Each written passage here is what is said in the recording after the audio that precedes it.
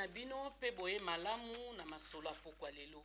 Kelelo émission na bino o ebetelaka bino masolo ezokoleka na mboka ekobeta sete lelo na discours programme ya mokonzi ya mboka o asalaki na Kingakati ekolobela lisusu audit ya serveur central ya CENI pona yango nazali na Maître Umba. Maître Umba azali secrétaire général ya UDPS Kibasa moko ya ba parti o eza na kati ya majorité présidentielle na kolobela ngo lisusu na Maître Pati Joseph Lendo yaza acteur politique ya opposition pe candidat na députation nationale na Funa. Toko beta lisusu kelelo lelo na ndeko Marcel Bakanga aza acteur social pe président ya association culture du monde. Mbote na bino Mbote mama. Nde na uti koloba na introduction nanga tokolobela lelo discours programme ya chef de l'État o asalaki na Kingakati naza bolandaki yango bozalaki pe kuna peut-être to bolandaki yango na bilili kasi na yango discours wana boyambaki yango ndenge nini Maître Umba? Bon, na kati ya parti na biso to yambi discours wana malamu parce que encourager moi population o elandi et comprendre mingi vision ya mokonzi ya mboka et PCP ouverture na ba candidat oyo baza simana yeba lolenge nini sengeli kotambola na vision na ye pona kokokisa makoki oyo maponomi oyo ezoya et permettre batu nyonso ba discours ya mokonzi koyeba kosalela ngo pe kolakisa ngo liboso ya batu. Donc na nyonso wana nde to retenir kaka na spécialement pour ngo. Ndeko Marcel ozaki pe moko baye balandaki discours wana po ezaki vraiment na actualité oyambaki yango ndenge nini? Bon, ezana biloko mususu oyo président alobaki et pas nanga na mona yi ke ekoko salema te parce que na mona yi on dirait eko pesa batu lisu pasi plus que obaza nango tokolobela na pesa exemple ya banque de crédit pour na ba logement et na mituna ki soki ko pesa crédit pour na bato à logement pourtant il faut garant azal. Il faut garantir ba opesa muto ya zana ndako te ya chema nzanza te ezana na brique te ba pesa e crédit pour par exemple atong siko ba locataire pe pour ba accéder na crédit na banque de crédit wana et na yeko mituna lisusu nazo tuna bato majorité tant banque wana bato bakozwa bazo kokisozongisa te banque wana ko sala faillite et okoma obligé étranger ya ko sombango tango asombi banque asombi bandako wana nyonso. Et puis, suka banda ko spéculer na batu loko a Grèce eza lelo en difficulté pona ba wana ba banque comment spéculer na ba pays. Alors, il faut que tala ceux qui banque wana et ko favoriser kakate bato bazana mbongo au lieu que ba pesa bato bazangi. Pour logement siko ezande ya bato bazangi nde basalela bango. À part aspect wana aspect nini mususu constataki? Bon, je crois que zana biloko ebele alobaki o esalemi o ke na okobaki les fleurs ne zana biloko mususu asali allusion na ngote ozomona eza par exemple ba jeune ba emploi jeune ndenge nini ko créer yango pour lelo toza na population jeune 71% à peu près ben soki lelo ba réaménager ba loi à tel point que ba entreprise ko ya epa na biso et engager ba jeunes par exemple 30% de jeunes tu reçois déjà ba jeunes et belé ou ba engager pe ba étudiants même en 10% à tel point que étudiants tango azo sala en alternance toko changer ba niveau ya vie ya batu à tel point que ceux qui to changer le niveau ya vie ya batu wana mutako kosomba ndako facilement so il n'a pas cet exemple le lozo sala au bando zo $5,000 tous les mois au kosomba ndako 5 euros crédit au chango pembeni muke osombi ndako na yo sans que ozwa crédit mais kasi ata na mikili ya poto yo bango baza développer bien que bafuta mara mieux koleka biso mais bazwa ka ba crédit ba recours nango mais sauf que l'état aza garant ya bato wana tant muto wana zo kokalisu ko futa te l'état futi mbongo na ye entre pourtant awa est-ce que l'état kokoza la mesure que tant muto wana zo kokalisu ko futa mbongo te ya futela et pour bato bakomaka omoni vraiment que mutu akomi na période que azal mutu azana musala te ako accéder na crédit wana ndeni c'est la question qu'il faut se poser et ce qui mutu wana siko akomi na surendettement nani akofuta nani akosali c'est pour abima na surendettement wana pour kuna l'état aza garant azozwa surendettement ya mutu wana babandi kofutela ye. Maître Pati Joseph Lendo yo polanda ki meeting wana ya chef de l'État commentaire nino sala. Bon, ngana nandaki yango te à proprement parler mpe nayebaki te ke président akoki koloba ezalaki en pleine journée alors que nabandaki kovake na baoccupation na nga quotidienne nazwaki liboso batexto ya baninga bamagistrat.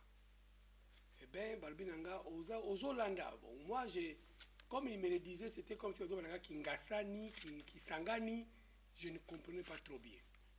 Mais qu'est-ce qu'il y a aujourd'hui? Il n'y a aucun événement, du moins dans Mboka. Mais nous qui sommes batexto, on l'a dit président lobby, mais salaire de magistrat. C'est là où j'ai compris qu'il y avait quelque chose. Alors, on a dit que on a ça là, on a tient un portable, on a dit que en direct. À quelle occasion le président s'adressait en direct à la nation ou la Batoué, n'est pas quitté. Ben, dans la tienne chaîne, Moko Songolo, il y a Binoawa, n'est pas écouté à président Zoloba. Bon, on a dit qu'on l'a dit, on l'a congolais, nyonso. Moni, premièrement, bon, je me disais, à quel titre le président parlait? En tant que président de la République ou en tant qu'autorité morale, il y a MP. Moni, on a zappé bloc photo et bakotia kama mouké na place. Parce que namona ka mingi na mboko ba twasala ka confusion. Ministre azan en fonction na ministre activiste ya parti politique. Moni bloc les sala makambo mingi. Et le magistrat suprême yende fala ça comme exemple que en tant que magistrat suprême, il dispose d'un cadre pour s'adresser à la nation, pas forcément en face de ces ouailles, comme qui dirait, de la mouvance présidentielle. Et ça, je note qu'il y avait entre le message qui était adressé à toute la nation et les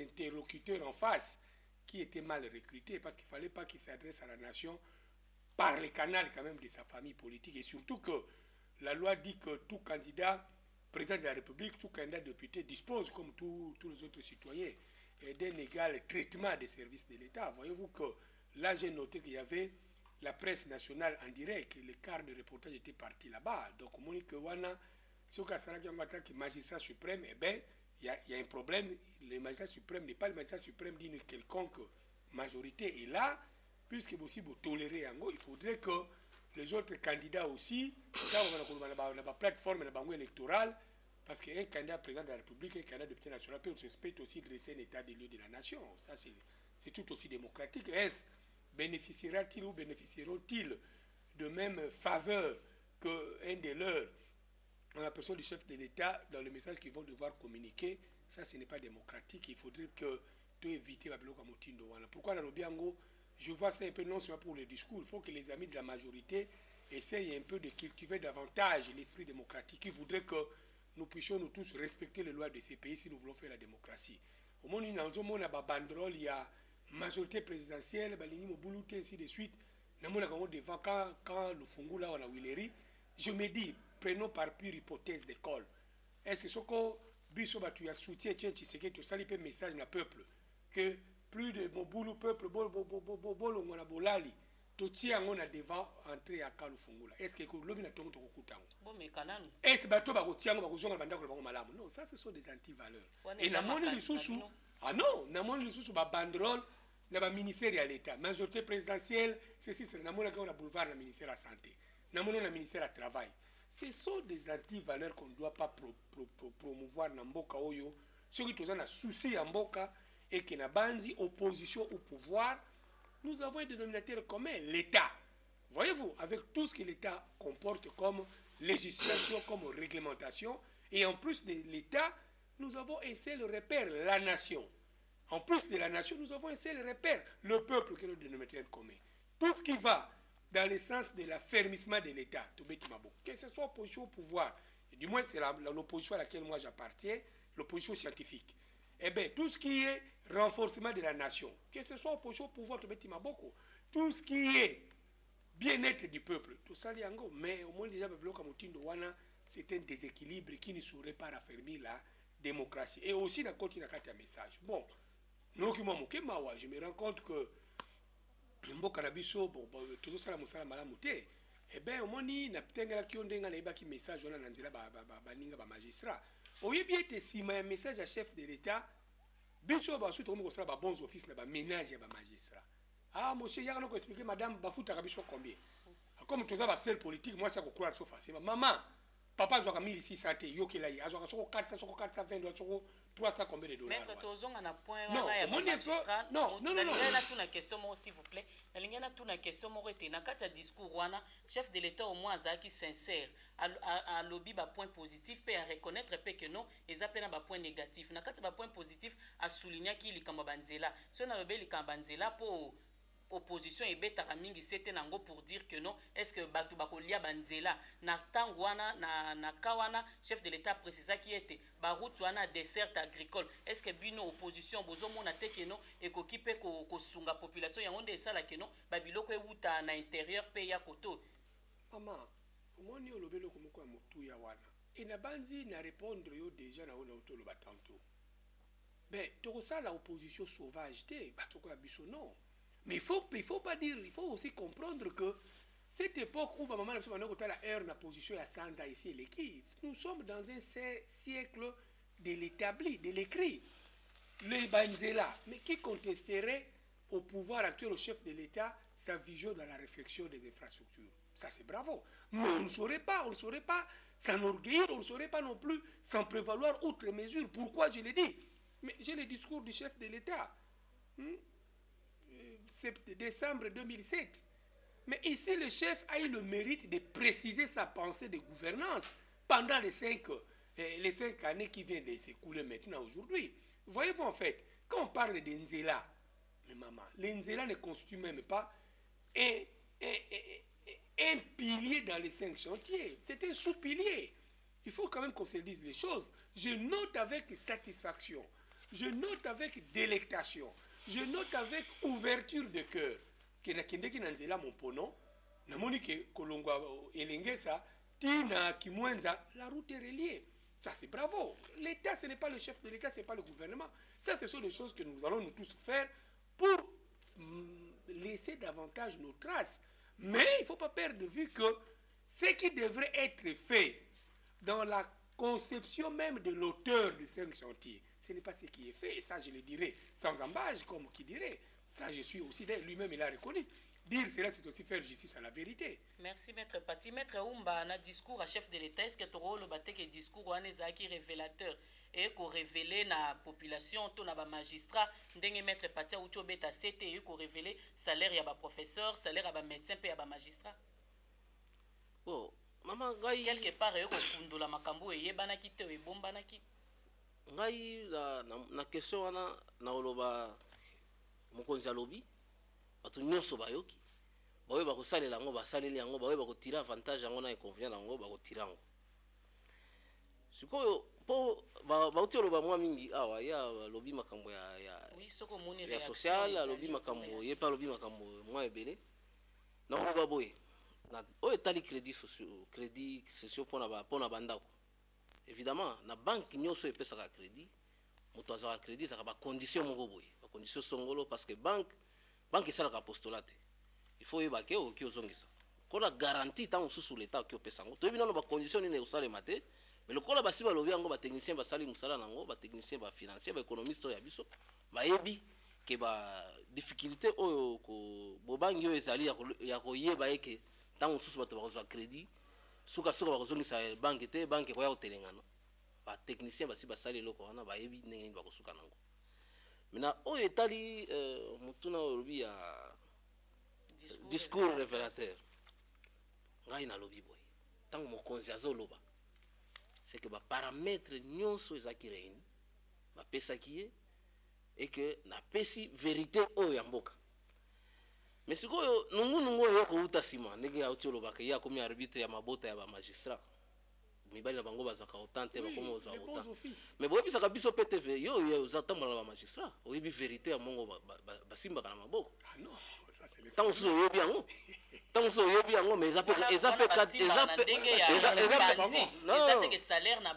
ok naboyi te nayebi mpe ke ndenge bozoloba 400 soki 400 combien ngai na ndenge nayokelaka bango eza 400 wana te en tout cas ngai nayebi ke baoyo babandi bazoyebisa biso bazozwa 500 soki 500 000 francs congolais soki 600 dollars te naboyi te mama seki eloko ya solo yango oyo bango moko ya poso mibale euti oleka awa basalaki marche ezaki mpona nini parce que bayebi ke nungu mbongo na bango ezali bato mosusu baliaka yango yango bakende kokutana na muzito ndenge basololaki toyebi te pa awa ezalaka kaka syndicat ebandi soki ekutani na mokonzi ntango ekozonga retour ezalaka te ya mibale syndicat mosusu ekutanaki na ministre ya justice bapesi badoléance wana montant oyo ya 1600 na badoléance na bango ezali est ce que bayebi te ke mbongo wana ebimaka bato mosusu bakatiaka yango likolo mais soki eza bongo eloko ya motuya nde yango société ezokutana nango lelo toza bactérie ya développement est ce que situation wana ezosenga vraiment bato bakende grève soki toza sérieux parce que toza biso nyonso pouvoir ntango poni mosala efosala yango ntina suka est ce que revendication ezosenga ke bato bakende grève na mboka oyo bakuluna baza lelo tozaki bato babomani mpo bino bajustice ozosenga no tobanda touche 1600 non soki botushaka yango parce que boza pouvoir bobenga ministre ya finance réquisition soki bobenga yango nini yo utaki kuna registre soki ouverture ya information réquisition d'information mais bobengisi ministre ya justice bopose bakeso mibale misatu mine ntango borépondre bino ke mbongo wana ebimaka te botie na carnet na bino ntango bokobenga ministre ya finance ye mpe soki biso no ebimaka ntango so esukaka na budget yango wana biso nyonso tokomi bactérie ya développement bactérie ya démocratie oyo makambo ya kobimisaka kaka bolamuki na ntongo grève epuis bobengi yango à l'infini ok nakolinga na yo mokolo bakopesa bino mbongo wana mpo bobandela mosala mpo lelo sikoyo bato bakozotelengana bato bakoki babomani place okende eza te mpo tozosenga mbongo oyo ya ebele mpo mokonzi alobaki mais kasi mpo basalela bango bato wana basalela bango mosala esenga mpe bango mo bazala bien rémunéré soki baza libumu nzala biso toza baavoka toyebi ndenge nini tozonyokoma na ndako wana ndako oyo ya bato oyo ozoloba mpo batangeli bango 1600 batomboki toyebi ndenge tozonyokoma mais toza na bango niveau moko te bango batushaka mbongo ya mike oyo mais soki otali standing de vie na bango donc bango mpe bato bakoki otelema balamukela bango mpo nano ndenge baliaka nsima bato ndenge justice oyo bino tolobaka na mboka oyo justice eza te eza mpo na 1600 wana te ke ochange mboka la vérité c'est que bango mpe balata pouvoir oyo ya bango parce que mibeko epekisi bango te kointerpele ministre ya finance mibeko epekisi bango te kointerpele ministre oyo ya bango ya justice mpo bayeba effectivement oui mais ezosenga grève te baza na pouvoir wana ya kobengisa soki bayebisi nga ke lelo basengi président de la république pour lever apesa bango autorisation ya kopoursuivre ministre Kingandi président boyi wana siko grève soki ebandi tokobetela bango maboko boza na pouvoir mais bosala yango te quelque part ayebi ke eza bongo balakisa ye mais soki eza bongo nani ako interpeller ministre mama nani ako interpeller ministre est ce que eza bango te donc ye asimbi munduki me akomi kosala théâtre na munduki na ye ye nde asimbi stila kotinda moto na makala sikoyo akomi kota grève mpo na nini mpo toyebi ke discussion wana mpe ndenge ezali makelele oyo eutaka ya syndicat tosusu tomeseni nango bakosoka kaka syndicat okende place mosusu tokomona bango bakomobima na bajipe ya minene balongwaka mpe misala te balozalaka kaka wana mpe bakotonga bandako ya minene kaka bamagistrat wana mpe basyndicat toyebi ndenge efonctionnaka na mboka oyo na ntango biso toza baparti ya démocratie toza baparti ezosenga république ekende liboso awa nde tosengi bango publiquement baza na pouvoir oyo nyonso parce que eza troisième pouvoir il y a que le pouvoir qui arrête le pouvoir lokola mokonzi ya mboka alobi bango mboka alobi abukaka lobukuta te bango mpe basalela pouvoir oyo ya bango mpo tondima bango lelo basalela pouvoir oyo ya bango babenga ministre ya finance bayoka ye babenga ministre ya budget bayoka ye babenga ministre oyo ya bango ya justice bayoka ye mpo na nini bakosalela yango te bakoko nsima mpo lelo bato bazonyokoma kende na parke bato ebele mosusu baza bainonsa bapolisi ekangaki kaka munana koyoka ye oyo bamagistrat baza te est ce que eza makambo oyo esalemaka na mboka oyo bato oyo ozwi pouvoir parce que eza pouvoir ngolo mosusu bolamuka no chef de l'état mpe akoti grève parce que eza pouvoir jour mosusu bolamuki mpe no gouvernement ekoti grève non tozala sincère na ntango tondimi kosala pouvoir wana biso biso tolingaki tokokaki mpe kosalela pouvoir wana mais tosaleli yango te mpo toponaki yango te na ntango baponi yango basalela yango ntina suka lelo nde occasion balakisa biso ke baza effectivement na pouvoir baza indépendant oyo basengaka wana balakisa indépendance ya pouvoir na bango balongwa na nzela après ya grève bakende na nzela ya bosolo mibeko epesi bango ya kointerpele bato oyo soki mokonzi nde abuki lokuta bainterpele soki baza conscient mpo nalandaki syndicat na bango alobi mokonzi abuki lokuta te donc eza place mosusu bazosenga na barriere ok bointerpele mokonzi na discours nalobi ete depuis 2006 babanda kotouche 1600 wana soki 2009 soki 2006 je crois 2009 ok bango nde parce que soki moto ya balabala ayebisi alobi atelemi na balabala alobi bayibi nga boye tokendaka wapi tokendaka na parquet yo siko yo moko kolo parquet ba yebisi yo ba ibio siko lo bini non natiki musala non toloba nde tosalela oyo tozolinga kokoma lelo ntango tozosenga tokoma état ya démocratie ngai na place na ngai nasalaka nakoma état ya démocratie yo mpe place ozalaka okoma état ya démocratie alors kokota biloko wana bato tu lelo ekomi kaka motu eloko moke okolingi okoma politicien non démocratie oyo place occasion oyo eza kokomisa bamagistrat bapoliticien te eza bazwa responsabilité na bango basala mosala na ndenge esengeli nalandaki mosusu lelo na Goma awa azomikomisa ndenge bavocat baye na bajusticiable audience ezalaki te c'est une occasion d'être fier non dans une république qui se fait cette république n'appartient pas à Kabila république oza appartenir biso nyonso charpentier menuisier avocat place oza sala mosala na yo lelo yo mpo balobi ozwaka boye te komi boye okoti grève non alors c'est l'argent d'abord yango wana mpe makambo oyo autaki oloba awa ke biloko oyo esalemi eza moke yango wana corruption ezosila te mpo na nini mbongo liboso mbongo moke mosala moke mbongo moke mosala moke mbongo moke grève non bongo te na ntango oyo solution mosusu ezali ya bango bakoki kointerpele ministre ya finance interpele ministre ya budget bayoka basosola mpo soki eza mpe bongo te tokotire baconséquence na combien ce qui est vrai c'est que progression eza ntango so tosilisaki classe na ye awa abanda kotouche combien aza magistrat abandaki abanda kotouche combien ntango bandi mosala sika ezaki kutu $50 te ntango biso tokimi tokoki kolala baro tokoki koluka baro tokoki komilukena na biso soki olie te soki nzambe alamusi mpe client aya epa na yo okolia te bango bakende koluka ba $50 lelo soki ekomi ata 450 soki bondimaka mpe baninga te bon lokola bamikosa bango te me kasi bakamwe lokola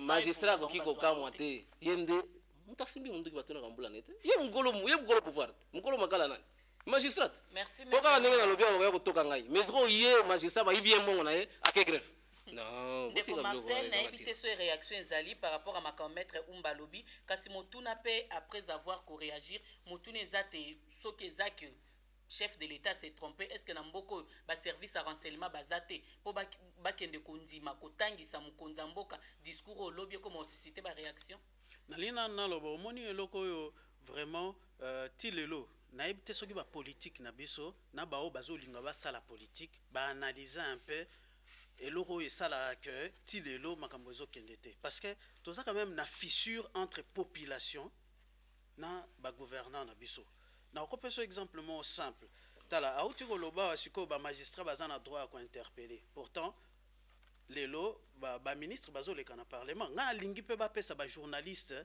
pouvoir na po peuple aza na droit ya information quand il se passe quelque chose il faut mandataire wana a restituer yango na peuple ayebisa peuple eloko oyo eleki mais pas na biso non c'est réservé à certaines personnes eza normal te nga nalingi nayebisa bato opposition bo je crois que soki balingi bapasser message na peuple il faut omoni un débat il faut baélever yango tour oyo ezala te biso tokosala bo non il faut balakisa peuple tokosala oyo Kabila asalaki yango oyo biso tokoaméliorer yango boye et puis tokouta na mbongo wapi parce que soki lelo ezaka chaque jour tokosala boye tokotonga boye c'est des milliards et des milliards pourtant innovation ya recette ezate il faut lelo balakisa peuple tokosala boye tokoaménager boye eloko tele kozala boye ozomona mpo natangi nazwi chance ya kotanga presque baprojet de société ya banini nyonso ya parti politique nyonso nazomona ke ressemblance eza mais nga lingi naloba sur eloko oyo bauta koloba mpona bamagistrat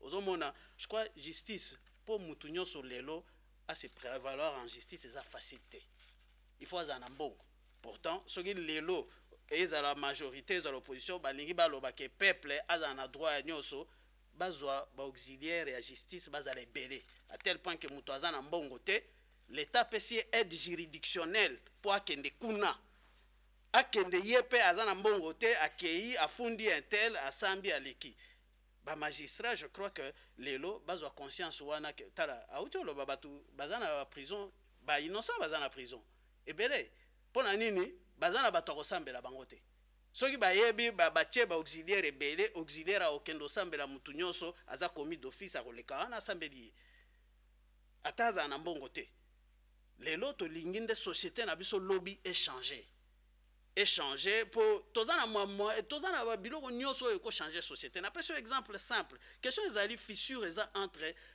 ba mikonzi na population. Pourtant, tokoka kozwa ba syndicat nde ezala ba parcelle, ba association ezala ba parcelle et remonta ka ba problème social et pas ya mikonzi. De manière interposée. Na pesa exemple tala. Président Sali remaniement presse aza en couranté. Pourtant, hier, presse a informé, jeudi, vendredi, Azo Loba déjà avec précision, dimanche, Batunyo Sobaye bien déjà. Mais Nazala qui awa, Naza surpris, Naza tout la journée, a évité.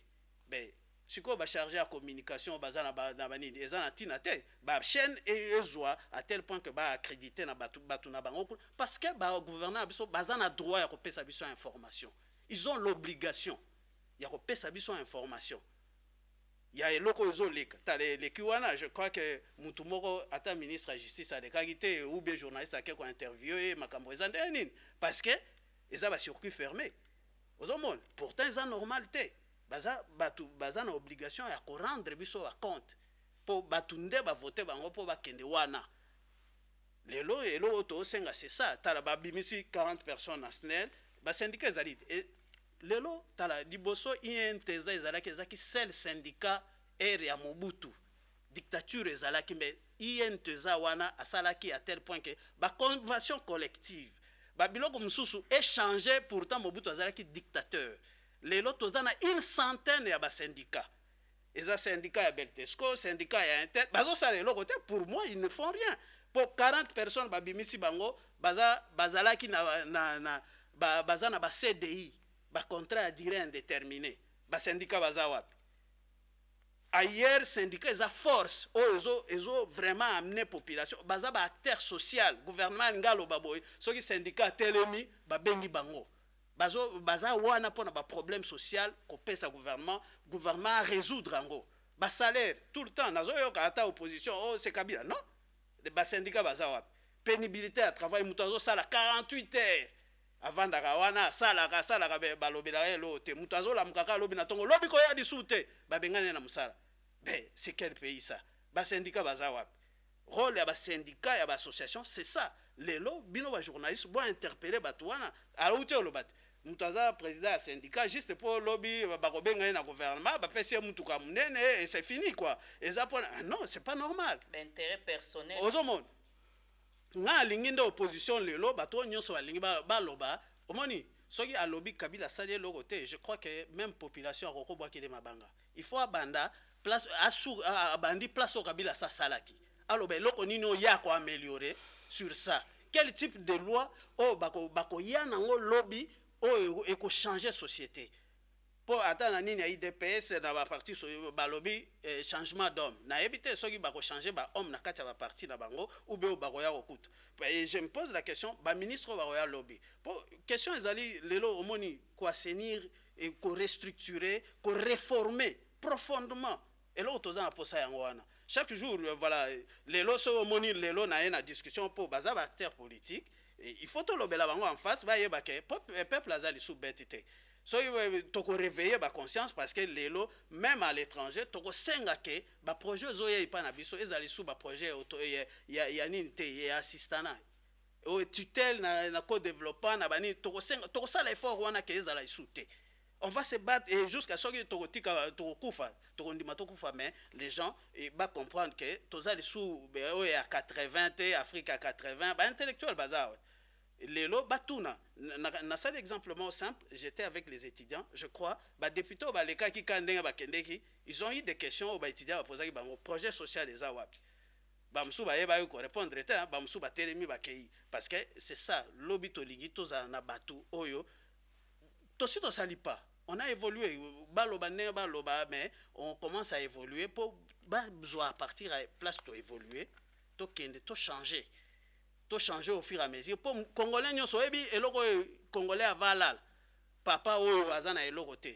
il se pose la question bananga lobi ba kolia nini question wana ndenga lingi ba politique ba sala effort ebima pour na buto a se poser question lobi bananga ba kolia nini pourtant ezana bato mususu bana bango bazolia bien na bato na ba petit peuple wana kaka nde bazozwa mbongo na bango ndezo futa bato mususu c'est ce que nous voulons que petit peuple wana lobi azwa oyo ye azopesa mpo bato bazofuta bataxe bamama oyo batekaka asombi mapa na ye azolesa bana na ye azofutela bango classe na mapa wana azofuta mpe lisu leta mais eloko nini leta akosalela elobi na ndimi badiscours mosusu c'est vrai omoni nga aloba yango toujours je crois que namona toujours que Kabila asalaki na ye il avait une conviction asali mais aujourd'hui ceux qui y a tala bauto signé des pactes ceux qui y a des pactes là nga linginde ba politique ba signé pacte que oya ko échouer akene ko simba mandoki solobité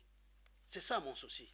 Merci maître Ndeko Marcel. Maître Lendo na discours wana ya mokonza mboka ya solo tolobi ete zaki révélateur est-ce que zaki façon te ya chef de l'état opesa opportunité na ba magistrat bango mo bato mibeko po balandela banani oyo badetournaka soto kolo babongo salaire na bango baluka bakulu na cravate au ministre de la justice alobela mikonyoso oyebi nakumisaka nzambe mingi na cursus na ngai ça je me réjouis de mon CV et par moment nakanisaki ba CV zakaka ba papier moko ya pambo comme n'importe quoi là-dessus. Mais j'ai compris que la richesse, il y a CV, Lingolo Baboye, tout contact avec le réel a une valeur formatrice. Et je me réjouis encore une fois, je suis bien formé du fait de mon CV. Nakubandana nuna, Ndekwalobi, Yazali, na peuple, acteur social. Asengi, na ba politicien, babanana pour signer pacte, oya pour échouer, azwa bondo kité. Soko wane zali dictat ya peuple, eh ben, ngai pe na kolobate que comme naza acteur politique na longwe peuple ah non et surtout que naza candidat na lobi na yo nazo lela butu nyonso na degré ya abîme dans le peuple que je consulte que je vois et c'est malheureux il faut tout ça l'effort tatango tozo loba tout sonjaka vraiment ya ko apporter un plus na peuple quand bien même que tomi bengi peuple biso nyonso tous ala vraiment associé à peuple voilà mais certains discours semble davantage mettre la population, le peuple dans la confusion. Il ne faudrait pas que Ndekonabiso soit associé à la perte de vue que le salaire, ce n'est pas l'affaire du syndicat. Il y a un gouvernement, il ne faudrait pas. Il faut que le peuple, voilà, on appelle ça peuple, éducation civique. Oh yo, de la part de biso acteurs politiques. Et pour cela, j'ai toujours dit au peuple, comptez sur des gens comme nous, vous ne serez pas déçus. Pourquoi je l'ai dit? Dans le peuple, dans les institutions de l'État, il y a le président, il y a les législatifs, il y a l'exécutif, il y a les judiciaires. Ne faisons pas de l'amalgame ou de la confusion. L'exécutif, c'est ça le gouvernement, c'est lui qui gère au quotidien l'État, le peuple, la nation. Le salaire, c'est l'affaire de la politique du gouvernement en matière de salaire. Et comme il y a eu une année qui a été décrétée, année du social, la politique gouvernementale devrait faire en sorte que cette année du social-là soit matérialisée dans le fait et geste des ministres. Ça, j'en passe. Ben, je veux dire une chose.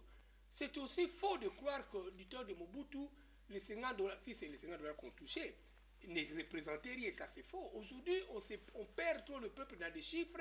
1 million, 2 millions. Mais j'étais au Zimbabwe, pour acheter un pain, il faut avoir des 10 millions de dollars zimbabwéens. Donc, comment on dit calculer les armes, mais ce qu'il faut dire, c'est quoi? Le Kumba Lobi de Soussoua a été, oui, bon, au nom de son appartenance au pouvoir, à la majorité, comme lui-même aimait bien le dire, magistrat Bazana Mundu qui va au Salanine. Mais dans un état, non, tout bimisa, moi, il y a la battue en Guana. Congo, comme le Gouvernement, il y a lycée, il y a théâtre. Oh, il y a lingia salina, oh, il y a siliko koti, oh, il y a fiko, oh, il y a chance de pamba kominaï. Mais vous voulez incriminer le magistrat, mais le chef de l'État qui a parlé, mais c'est le magistrat suprême, maman. Je suis désolé. C'est le magistrat suprême. Mais n'arrête personne, papa. Pardon. Non, c'est le... Coupe sa confusion. Tant on lobby magistrat, on a lobby au Kanga. Non, réagir, assise à nos réflexions, pour réagir. Ok, bon. Bon, ok, on continue. C'est le magistrat suprême. On ne va pas dénaturer le magistrat suprême parce qu'on appartient à la majorité, parce qu'on est au Congo. Le chef de l'État est le garant de la Constitution. Il est le garant de loi de ces pays. Ça ne fait pas de moi maître parti. Ça, c'est la Constitution. Lui-même, laissez-moi vous dire, il n'est pas encore mort. Je suis désolé, pourquoi vous voulez que ngam la makambo mamita comme on a Janine na kufina nte boningi mutu mswa sala démenti pourquoi? Mais dit, le chef de l'État dit ceci: en tant que garant du fonctionnement régulier des pouvoirs publics et des institutions. Mais quand il a dit ça, il ne savait pas qu'il avait dit cela ici. C'est son discours. Bravo à la présidence de la République pour avoir pondu ce discours en papier. Et nous autres, en tant que scientifiques de l'opposition, nous nous en servons pour confondre le pouvoir demain. Le chef de l'État l'a dit, maman. Je mesure la détresse des milliers de justiciables. Il avait dit en 2007. Mais alors pourquoi il est magistrat suprême? Non, magistrat suprême, tout ça l'émission sur la notion de magistrat suprême. Ah non, il est le magistrat suprême, il est le commandant suprême des forces armées et de la police. S'il oublie ça, ce n'est pas à moi de le lui rappeler. Ça, je suis désolé. Donc, je peux vous dire une chose. Si le magistrat suprême dit dans un État, c'est comme si nous sommes chrétiens. Moi, je parti na pambolio. Lobi na tongo na juli pambolité. Donc, il ne peut pas nzambe ni lisusu. Quelle protection? Mais vous savez être avec Dieu le Père. C'est que cela voudrait dire. Ah non, je suis désolé. Le chef de l'État dit, dans un État, pas une bourrasque sauvage, un État moderne, un État dont on dit démocratique avec pincette, que le magistrat touche $1 600. Et je n'ai jamais fait partie, en tout cas officiellement, du circuit des chefs, mais j'ai flirté ces circuits. Maman, vous savez, je vais vous dire, pour comprendre là où moi je suis, ma détresse, le chef l'a dit ici, ma détresse c'est laquelle? Mais dans ces pays, il y a eu un premier ministre devant la représentation nationale, l'Assemblée. Nalobaki Nabino, ngai natie ministre Kasongo sokoli na commerce extérieur. Bango barbina ngai yandi ve yandi kaka. Ba député bête maboko. Mais mboka de la malchance. Donc, le Premier ministre a nommé ministre Oyayeba Nete. Et ailleurs devant la représentation populaire, Batoto Poni, c'est pourquoi nous disons au peuple, tout ça va théâtre. Il ne faut plus voter déjà parce que Azali Manianga, tous les Manianga disent na fou, notre voter parti. Non, vous devez être convaincu que les partis sont pour voter tout en état Manianga, et bien il faut apporter quelque chose à la nation. Mais tout ça, c'est pourquoi, maman? Parce que les politiciens sont égoïstes. Ils ont appris, ce comme nommé Moubangu Bangu, la notion de bien public, de l'intérêt général n'existe plus dans ces mental collectifs, même dans vous, la société civile ou le social, dans nos amis du pouvoir. Les gens maintenant ont habitué le peuple à ceci. Pour bénéficier de largesse au but snell, il faut un ADG pour que la mise en place à Tiayo, soit aucun anda kunaye pour commissaire. Mais notion ce qu'on le loba génie aux obétés la tolo wana. Mais nous disons ça aux jeunes. Mais vous ne savez pas qu'il y a des familles où le plus garni, donc le plus nanti d'une famille, mais que j'en ai vu, les plus garnis en termes de bien de ce monde, de dignité, il n'est qu'un chef de bureau dans la commune qui sait ça. Donc la famille moko, ce que Ebembelali, Moutou Alata, costume de la famille. Évidemment, costume de fonctionnaire. Donc, c'est le chef de bureau qui sait ça. Yoza Mouana Naye, aussi ici dans le campus, avec 1001 difficultés. Diplôme no kenangwapi. Parce que pour engager na musala lelo, quand nous grandissons avec Mobutu, vous écrivez à l'ONATRA, on vous répond. On vous répond, demande d'emploi, que non, tu as de lettres na yo, tu tiens mon nini, et des fois on vous appelle. Que nous, les ressources humaines, c'est la concours, mais les gens ont soutenu. Moi, je fais partie du cadastre minier. Mais dis, même si il n'y a pas un stagiaire. Pour que stagiaire, il faut aller quoi. Ça, c'est sur les bases. C'est pourquoi nous vous disons qu'il faut que les choses changent dans ces pays. Ce n'est pas quelque chose que nous sommes en train de dire, il faut dire au peuple, nous allons trouver l'argent où. L'argent avec lequel on construit, ce n'est pas l'argent des poches des gens, c'est l'argent de la République, mais la différence c'est laquelle? Nous pouvons nous dire, nous tous, nous construisons, moi je construis avec mon argent, et je construis en âme et conscience en tant que citoyen. J'ai voudé, je roule, mais ma voiture, je l'ai acquise au respect strict des lois de ces pays et de ma conscience. Mais nous sommes nous combien? Voilà, je vais terminer en disant ceci. Donc, tout chargé batouté. C'est grave ce que moi je suis en train de noter. Que dans un État, j'ai suivi le président de la République dire à Kinkakati $1 600, $2 et une Jeep. Mais le chef de l'État ne sait-il pas que la Jeep c'est une déduction du salaire et qu'on procède à des retenues? Quand on dit 2200 et la Jeep, mais on sépare la Jeep du salaire. Or, ça crée aussi une grogne chez les professeurs. La Jeep, c'est pas un matabisi. La JIP, c'était un mécanisme qu'on a mis sur pied. On retire ça sous le salaire du professeur. Donc, le professeur a $2200 et non, $2200 et une JIP, ça c'est le et là, et c'était et conjonctif. Voyez-vous? Et le magistrat suprême a dit $1600. Il y a maintenant grogne dans la justice. Mais qu'est-ce que le magistrat suprême a fait? Je le vois dans des chantiers, il est en train de se promener. Et vous voulez que le magistrat fasse quoi? Le magistrat doit maintenant dire oui, et vous ne connaissez pas mon estimé ou Mbaïbi Gamé Balou Amboka. Le magistrat ne peut pas dire j'interpelle le ministre. Mais le président qui a parlé, nous sommes en Afrique. Je l'ai toujours dit et j'écris ça. Le chef de l'État en Afrique, même ailleurs, c'est une question de dignité. Il faut que la parole du chef de l'État soit empreinte de dignité.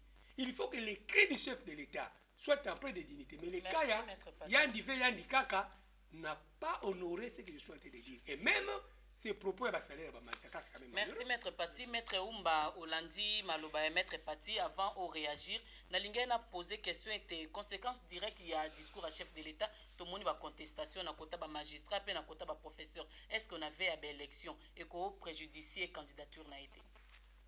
Et ça toute occasion pour nous ça pour gouvernance nous c'est ça n'a pas pour sonango ce qui malentendu wana et yelelo tout bon ici ce qui incompréhension et salami ba ko expliquer yango wana nazo zongela tout na ko beta c'était que yé magistrat wazo aleli pendant depuis ce que démocratie a comme indépendant magistrat mais occasion yango comme indépendant a interpellé ministre des finances bongo atala ndenge nini ba ko boyela a interpellé ministre na bango ya justice atala ndenge nini ba ko boyela que ko ya ko loba awa na 21e siècle le que chef de l'état discours naie et comme ce qui parole d'évangile non voilà ils ont créé dictature pour créer chef de l'état en Afrique ce qui a lobby par respect pour le peuple ne peut pas dire n'importe quoi au peuple. Le chef de l'état lobby n'importe quoi te non et le quoi lobby il faut pas lobby tant que lobby magistrat suprême magistrat suprême wana bopesa ye topesa ye non ça c'est la constitution eza teke ya kokanga aya fungoli kasho amape mutu atini mutu na makala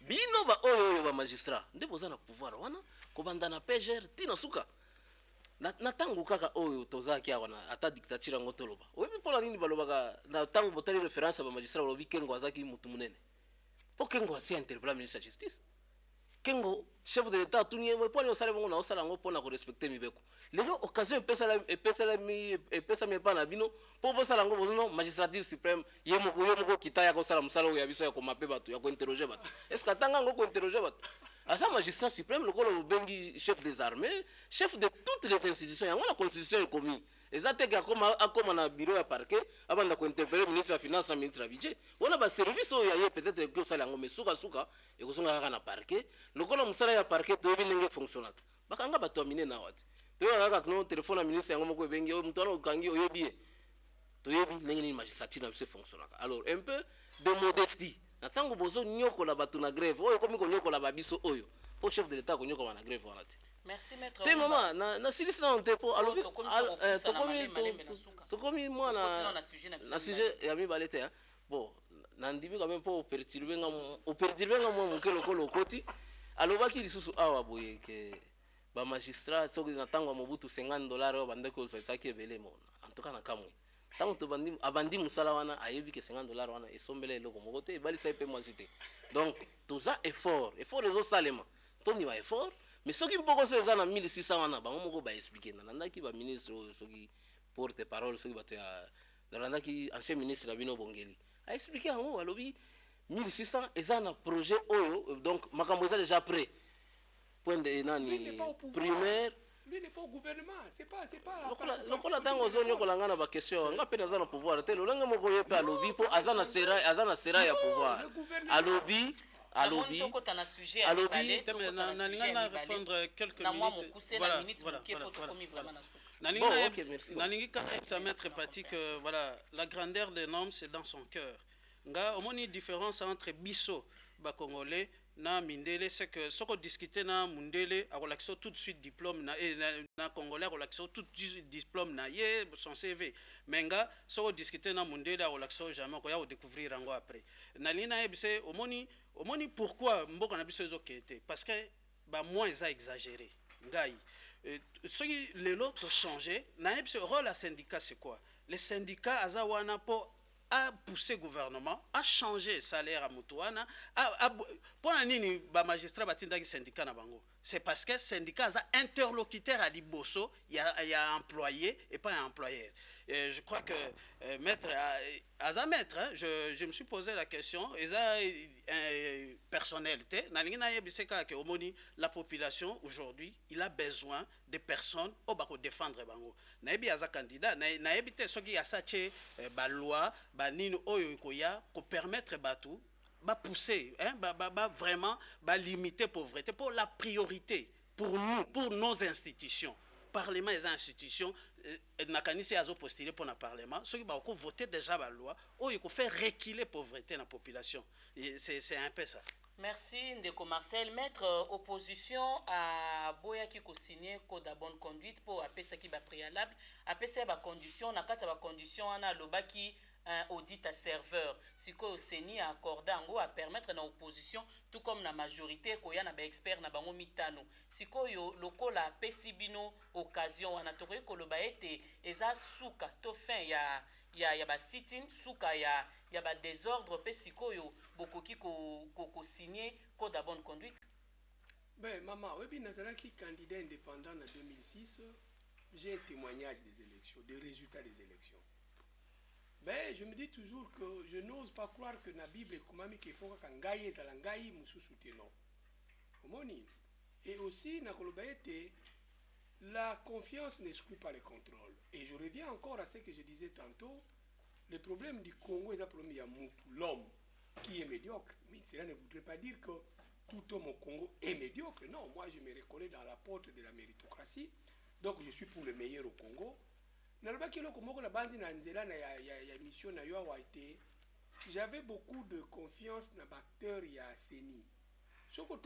Malgré moi, zigzag na bango. Bazo finir par donner raison à la raison. Ce qui est tout à fait positif. Souvenez-vous de la CEI des tristes mémoires. Donc, pourquoi nous avons dit on ne peut pas signer de charte parce qu'il faut plaire à certaines consciences malveillantes? Non. Tolobi tu es comme ça la cadoté. Souci na biso tolobi oya kolonga. Eh ben, on s'incline à longa. Mais to kondima sous kolongi sa malokola tondima kambalele quitter, ça j'ai dit. J'étais à la Founa en 2006 et je sais qui a fait quoi et comment. Non, je ne reviendrai plus là-dessus par peut-être pédagogie de l'histoire. Mais, tolobi photo fongola misu na biso to yeba, qu'est-ce qui s'y fait? La CENI, elle est indépendante, mais elle n'est pas souveraine. Et biso acteur, il faut que la CENI a même titre comme la maponami. A répondre à la question nio soto kutunza lokola, tant que le pas munganga. Même l'équipe Mwangungi, docteur Tananouao. Docteur Fapé Sangeyano. C'est ce que nous avons vu hier dans la même ligne. Bravo. Donc, fichier électoral photo yeba quand même. Seigneur Yebisi Biso Tozali 32 millions. Bon, ben lecteur potentiel. Mais photo yeba 32 millions et outu wapi. La Kisabiso, na luozi pa nangai, na kibunzo zwa ki batuboni. Et puisque Toza na contact na batouana, on a sensibilisé le peuple. On ne va pas faire le travail à Zoba, non. Est-ce pas na bino? Bomoni boto ko apporter ba preuve que awa papa au gonfla qui va tout justifier biso. C'est ça le rôle ya serveur, ya fichier tozo bala batouana. Et ça ba machine to vérifier. Non. Le fichier c'est-à-dire quoi? Batwa ko sa mingi te o machine, o bibende. Non, au ordinateur, c'est faux. Fichier c'est-à-dire boîte et bombi ba kombo nyonso e bato ba sengemi ko benga mana mapolami otozo sala. Il auto senga ngwana de deux to lobby la kisa biso cartographier ba bureau de vote. Ceux qui topé parti songolo ou parti pakala opposition, peut-être par manque de moyens. Azala qui a même yakotinda ba témoin na enrôlement ya ba population. Mais nous que tangi maponami to yeba na luozi to kozala na 12 bureaux de vote. Et ngai pati na binde ko mami to kondimo sunga ngai ozana bureau de vote numéro 1 na mboko yo kibunzi na kikenge ainsi de suite. Na bebubuka mapaya bande ko bakozala eh ben 36 bureaux de vote. Et ok, c'est ni merci. Tu retournes à l'adresse, il y a un bureau de vote. Et tu comprends le peuple, voilà. Na Ouvira, tu as un bureau de vote. Mais tu as un bureau de vote. Et ça a l'acte Tanganyika. Non. C'est ce que nous voulons faire. En fait, nous voulons jouer pleinement notre rôle de contrepoids dans l'organisation des élections. Ça, c'est ce que nous allons faire. Et comme CENI andimi yango tolobi bon soki andimi yango tosala ndenge tokosala wana kola bana mike te bake na foire bamoni eloko te babimi non bato ya mayele botangi bakombo na bango babiza na eloko oyo bayebi makambo yango malamu toza na babanke de données ekoservir bango pour que bana bana seni tala awa ezali boye soki tomoni nyonso wana ekomi ya solo limpide nyonso wana ekomi ya solo transparent tolobi ok pesa biso code na yo mais tozosigné code tala ndenge tokotambola tokolala mokolo moko te mais kasi senya lobi mpe mpona okato maloba te alobi mpe serveur central yango eza na ntina te mpo bacomptage ya babulletin ezala nango manuel quant à bino nde botinda kaka batémoin na bino après comptage bakosala bapv mama nayebisaki yo mokolo mosusu proverbe